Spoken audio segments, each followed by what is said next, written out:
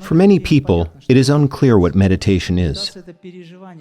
Meditation is the experience where you become aware of the experience of your own nature.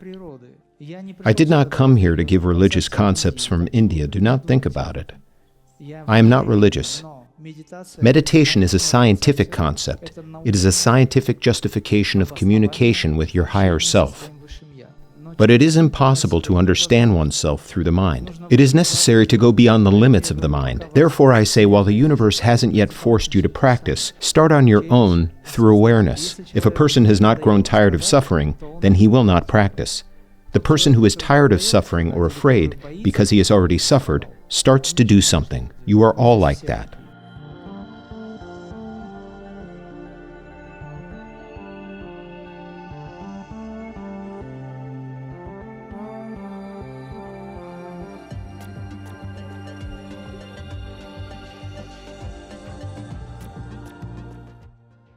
I'm probably just at the beginning of the spiritual path. Therefore, the questions will be about my soul.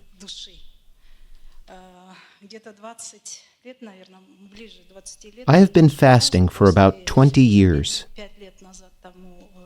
5 years ago, after another fast, I received information and stopped eating meat, fish, mushrooms, and eggs.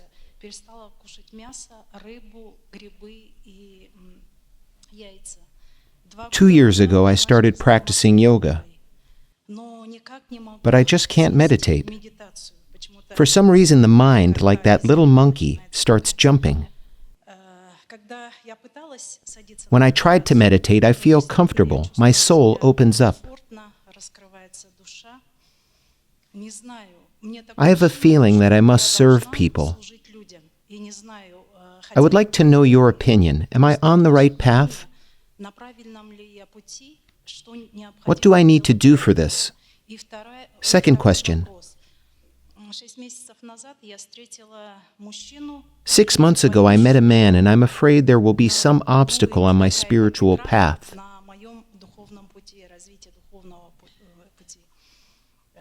Maybe it's a certain experience, I don't know, or past experience. My character has completely changed since I stopped eating meat. I have become more intuitive and sensitive, feeling the whole world around me. Let me make a little correction. If you say that you are at the beginning of the spiritual path, but are already exploring the questions of the soul, it means that you are not at the beginning. You are already almost at the end. At the end of the spiritual path, a little literal knowledge and practice are required for you to enter the sphere of understanding your true nature and essence. That's what I'm looking for. But here is one very important point. The trick of the mind is that you, using the mind, try to understand yourself through the mind. But it is impossible to understand yourself through the mind. It is necessary to go beyond the limits of the mind. Therefore, immediately to the second part of your first question. This is a question of you not being able to enter meditation. I provide a scientific method of entering meditation. I showed the beginning today. Then we move deeper and deeper.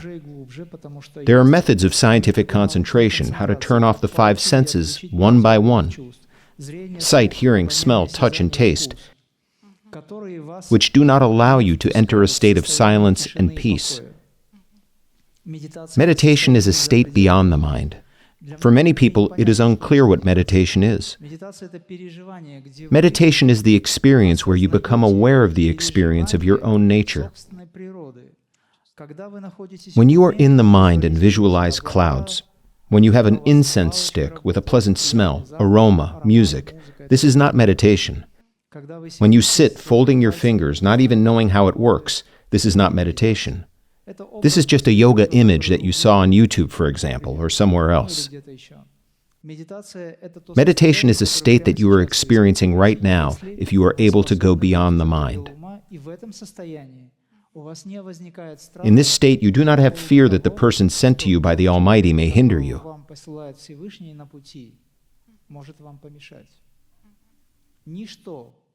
Nothing can ever hinder anyone. No force in this universe can hinder you from being in a state of unity with the Almighty. Moreover, I will tell you that meditation is unity with the Almighty for me personally. Meditation is the closest relationship and direct communication with the higher self. People call it God. I did not come here to give religious concepts of India or something like that. Do not think about it. I am not a Hindu at all. I am not religious. But meditation is a scientific concept. It is a scientific justification of communication with one's higher self. I repeat, people call it God. Your mind is concerned about the fact that the person who will come, who you need, and you agree that you need him because you want to arrange your life. Yes, because your mind says that in this life I must have an ally, but I am afraid that he will interfere with me. He eats meat and I don't. How will we share all this? He smokes. Yes, that is how it is happening with me. The point is, emotionally, with this person, I know what you want to say. I understand and see all this. Look. Or should I? You don't have to do anything. Your task is simply to love. Okay. If he receives your attention and love, it will not matter to him what you are doing. I assure you. The point is that he should feel a sense of peace and quiet in you. When a husband comes home from work and the wife is tense at home, he does not want to go home. He will go to his friends. This is in the best case. Therefore, the task of the wife is to create conditions for comfort. Would you like a suggestion? When a husband comes home from work, in the future or present, it doesn't matter. Do not talk with him at all for the first 15 to 20 minutes. Okay. Just leave him his slippers and put food on the table. Don't say anything.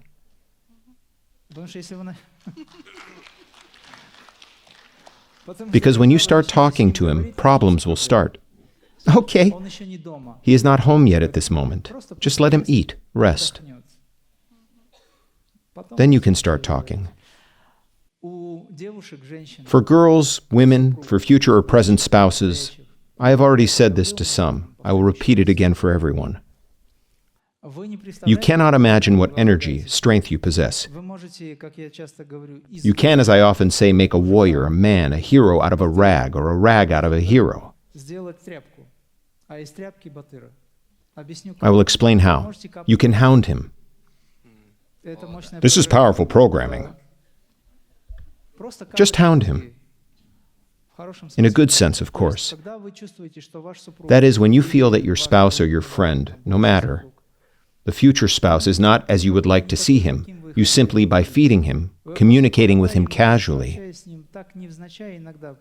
Sometimes you add what you would like to see in him. Gradually, and your energy is powerful. The mind of a woman is stronger than that of a man by 6, maybe 10 times, because a woman is an element, she is energy. I am now revealing a secret. Men, don't worry, everything will be for the best. When you cook food, you put into this food the love and the programs that you want to see in him. He is having a hard time in life. He works hard to make a living. You just tell him, I believe in you. Because right now you may not earn much, but I believe in you. I know that you will succeed in everything. I literally feel it. And then go into the other room. He will start having problems after this, wondering, is she mocking me or is it really like that? At some point when you leave the room, he looks at you suspiciously and thinks, what else is she going to say now? And you say, listen, in your presence right now, don't say it right away, but at some point you will say, I feel some confidence in my life. How lucky I am with my husband, and go further.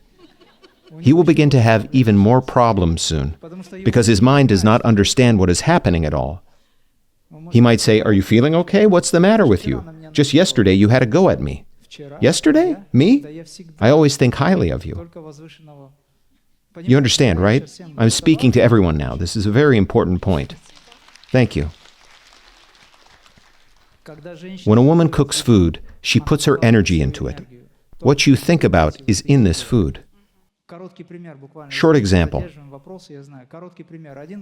One monk came to eat at a very kind family. He came to eat there, and suddenly, after some time, His wife was cooking, and a governess, a helper, served him his food.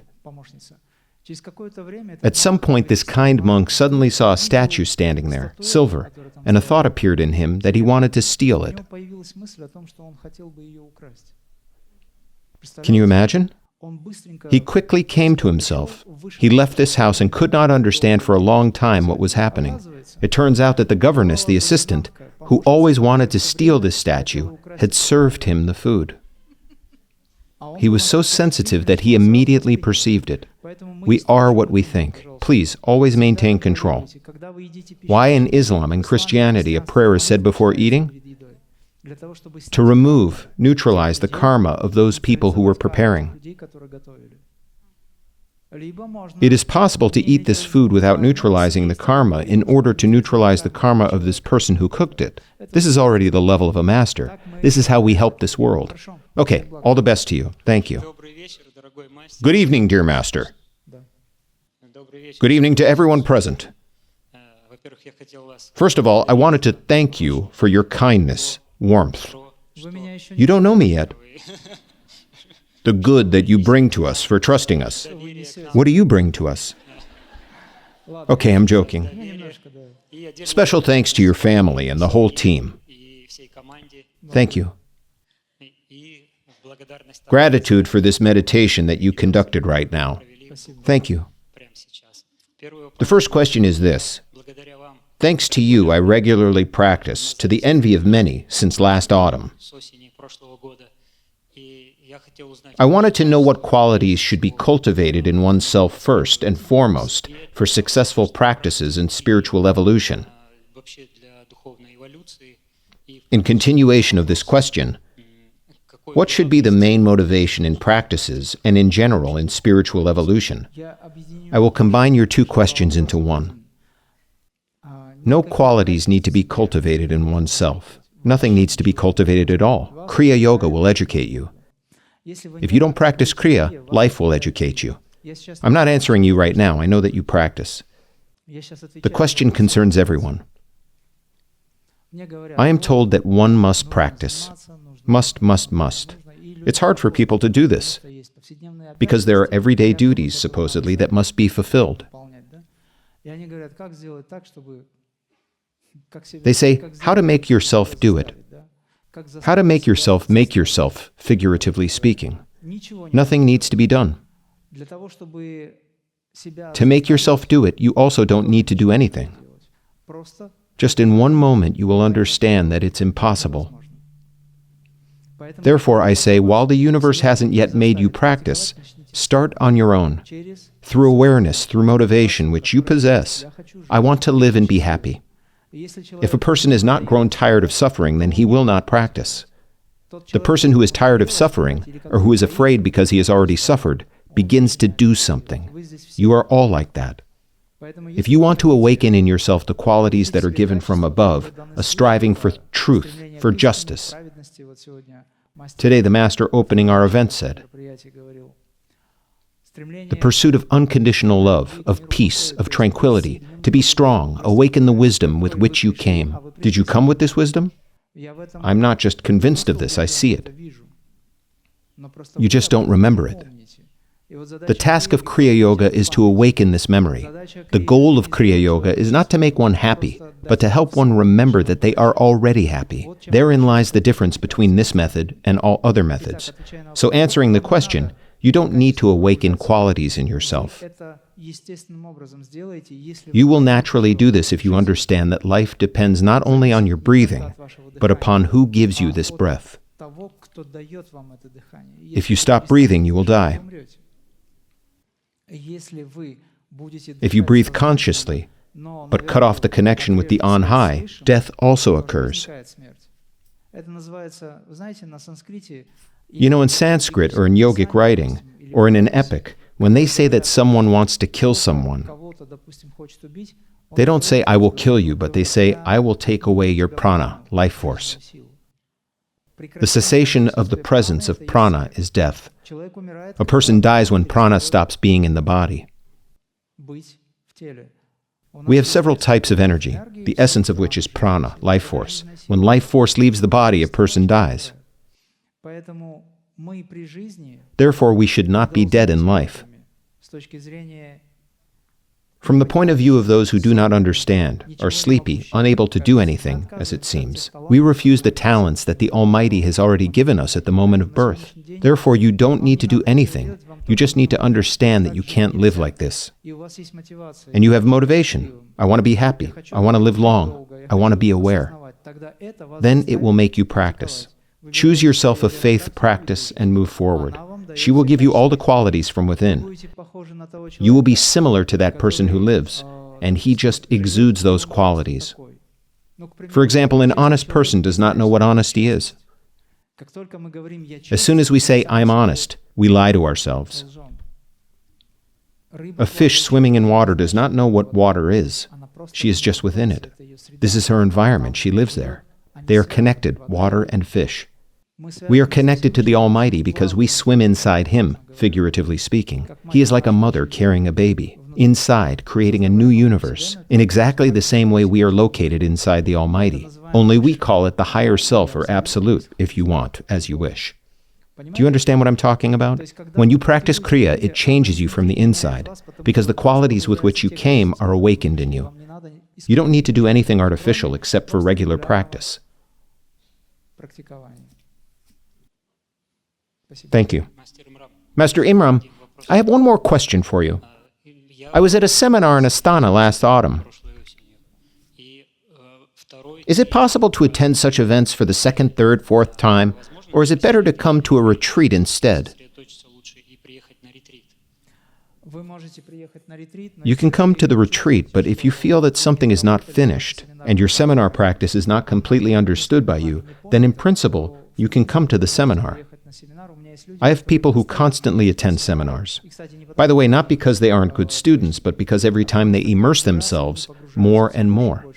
They are so interested in their spiritual development that they do not lose time and opportunities for meetings, common practice. During the seminar, a powerful field is formed. Even those people who don't understand anything at all quickly become wiser. Moreover, many people come to the seminar in order to fulfill their desires, because such a gathering is the fulfillment of desires. You can. This is your decision. I cannot strongly suggest that you come to the seminar. You must feel what your heart tells you. You can do everything, actually. Just be happy. You don't need anything else. Okay? Does this accelerate spiritual evolution? Definitely, definitely. Thank you. Hello, Imram. Hello, Hall. I recently got to know you on YouTube. At your suggestion, I am currently reading Yogananda's book. Before coming here, I just opened the page. There were words about Tibet and the Himalayas not having a license for saints. I decided to take the opportunity to ask. I have been to Tibet, and in some other places, in different monasteries in Kazakhstan and other places. I ask questions everywhere. Some goal must be revealed. Why am I on this earth? And as if from within comes the answer that I already know everything. I think if I knew, I probably would have already understood it. Or am I waiting for an answer in some of my own versions? I would like to hear more from your side. Every birth of every person today is connected only with one goal, self-awareness. High self-awareness. In yoga, this is called samadhi. In yoga, this is called nirvikalpa samadhi. We usually call this self-awareness being bliss in the usual understanding.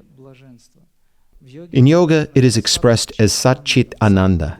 Sat, this is truth, understanding this, understanding that truth exists. Chit is existence, consciousness. Anandam, this is bliss. This is the only goal you are striving for. I already mentioned this before. If you want self-awareness for many years, that is not of dying, not necessarily physical, but it is important that you do not disappear anywhere after the time comes. You get it? When a person is afraid of death, he is afraid of disappearing, because he doesn't know where he is hiding. When you fall asleep, you disappear. You are falling asleep sweetly, but you do not know that this is a short death. And a long sleep, this is death. Just a long sleep. We fall asleep, we wake up. We are confident that tomorrow will come. We will open our eyes. But where were we? Therefore, the goal of every living being is not to disappear, but to be in awareness. This is the purpose of life. On the way to this, you can do many good deeds. For example, if you are a musician, artist, scholar, doctor, it doesn't matter. It's all along the way. It's a collective image of one principle. You are born already with a huge amount of knowledge and possibilities. Therefore, a child in childhood says, I want to be a doctor. I want to be a soldier. I want to be a musician. This is what he had already received, gone through. It's easier for him. He remembers and he speaks because he likes it, he understands it. But Yogananda wrote, most likely, I have not read Autobiography of a Yogi. I don't read books at all because there is another book, the Book of Life. This is meditation. Meditation allows you to read the knowledge of the universe. If I had time, I would probably definitely read. I devote all my time to music when I have free time. There's very little of it. Yogananda meant that most likely when you know your true nature, no matter what you are doing or practicing, then you are happy. Because the only goal is to be happy. Your awareness is included in this happiness. Do you understand me? If you do not realize yourself, then you are not happy. Bad dream? At this moment, you do not realize yourself. You wake up and your mind tells you, I had a bad dream. Unpleasant feelings. How to make these feelings pleasant? Or how to make it so that there are no more bad dreams? Realizing that sleep and life, a waking state, is also a dream in fact. You think that you are currently in a waking state and the principle of I am is realized by you. But in reality, this is also an illusion. Because when you wake up for real, you will awaken your consciousness, about which we are speaking. The goal of life is to awaken. Then you will understand that you had been asleep. And the task is awakening. Some call it small enlightenment, others call it big enlightenment. Any saint who is in the Himalayas, that is his choice. Here I see practically a full hall of saints that are located in Astana. For me, you are all saints from the beginning, because you came with this high mission, and in each of you there is Ruh, soul, or Atman, who possesses absolute knowledge and capabilities. This is me answering your question. If I answer your specific question that is clear to your mind, the mind will calm down for a while.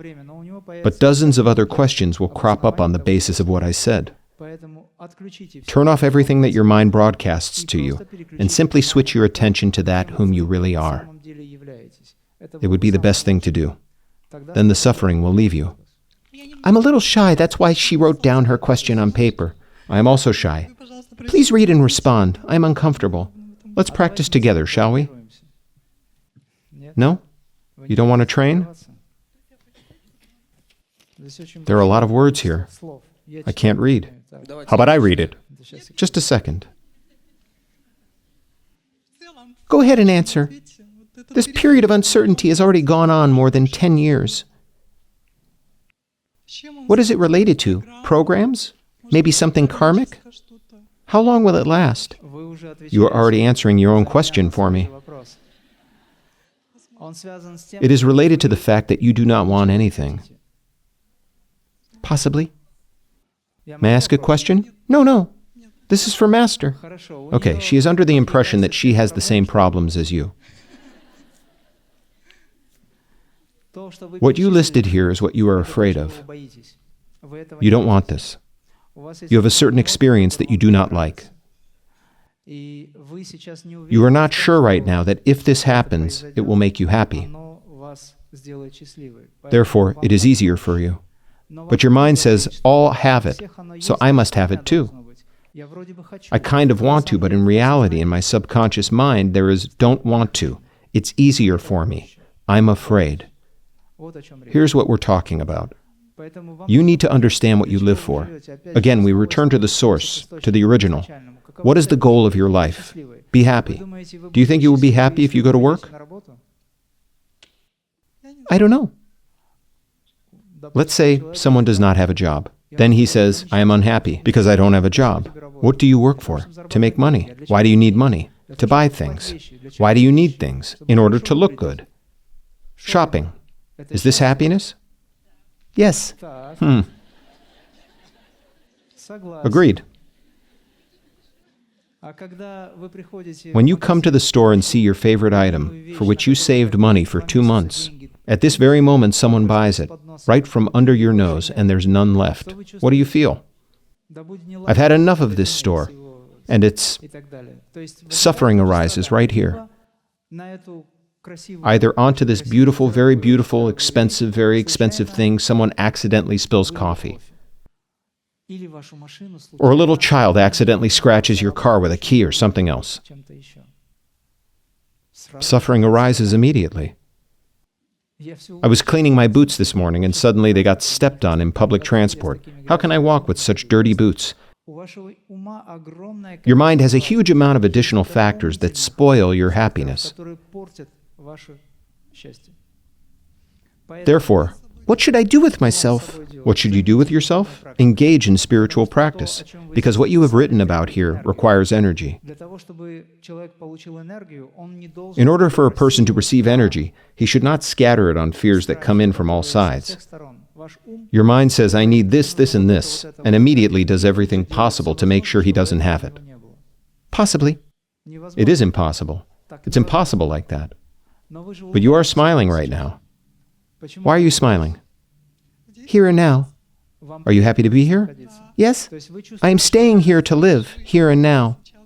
This is correct. What do you feel right now? Calmness?